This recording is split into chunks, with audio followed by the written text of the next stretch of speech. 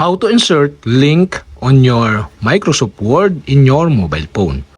Go to Word application. In Word, go to plus sign on the upper right side on your screen, tap this, and now go to blank document or create blank document. Here, you can see the arrow up below on the lower right side on your screen, tap this, and go to home.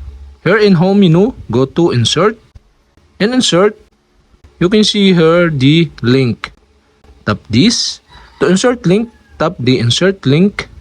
And now, you can create text to display. So for my example, R and C. After that, you need to enter the address. This is an example only. And after you enter the address, tap the check. And now your link is created. So this is a link.